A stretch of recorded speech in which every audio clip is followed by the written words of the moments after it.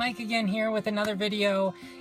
In a previous video, I talked about how I am going to be doing freelance translation as a means to be able to work from anywhere. So I sort of wanted to go through other possible options if you're like me and you didn't want to wait until retirement to hit the road. So there's kind of three different categories that I think of when I think of the possibilities you have. The first is to do freelance work, such as my freelance translation. Now, that allows you a couple of pros. One is that you have ultimate flexibility and control over your schedule. The other is that you can find a lot of work. I mean, generally, freelance work is pretty readily available depending on your skill. Which brings us to the con. The con being that you do sort of need to have a specialized skill, but the limits are pretty slim. For instance, you can do almost anything.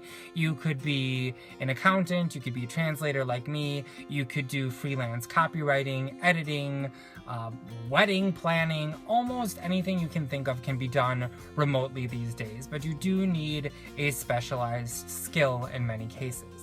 Now, another option that doesn't require a specialized skill is to just find remote work, such as customer service work. That's pretty common for remote work, but the problem there is that you will often need specific technology. And for instance, even if you're doing phone calls and they happen over an internet-based program, many of these companies will still require you to have a landline phone line.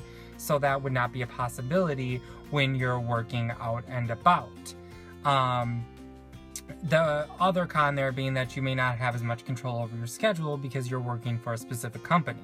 Now, there are some companies out there that only require you to have an internet connection, which you can be in control of. And I will talk about the logistics of working remotely in another video, but I did find, for instance, one job listing where it is for live chat, so you're doing like an instant messaging for a web hosting company, and if that job is still available, I will post the link in the description of this video. But that job then could be done, in theory, from your camper, because all you need is an internet connection. Again, you can provide that yourself with your phone, or some campgrounds do have Wi-Fi now, but they're not generally great networks, so relying on yourself may be better. But anyways, that is one option. Again, the pro being that you don't need necessarily a specialized skill. The con being that you're not as much in control of your schedule, and the amount of work available is going to vary from time to time, but those are concrete jobs where you're working for a company. The third type would be what I consider to be a little less common jobs, but they do give you a lot of flexibility. And that would be if you're doing something like blogging.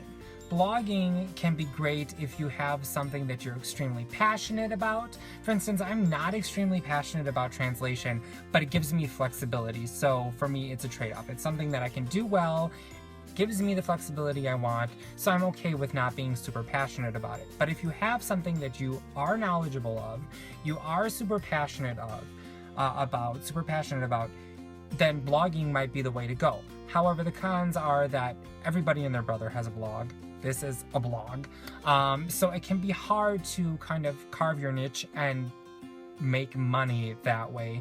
Also, you do need to sort of have a specialized skill, unless you're just blogging about your experiences, which can be popular if you have a personality type or a particular experience that people are drawn to. So those are sort of the three main opportunities for working remotely. So doing freelance work in a skill you have, doing remote work with maybe not necessarily a specific skill, or doing something like blogging or freelance writing based on your experiences, but that one could be a little bit harder to get into. So those are your possibilities. Please post in the comments any other suggestions you have or anything you have found as far as working remotely. Thanks for watching, and look for my next video very soon.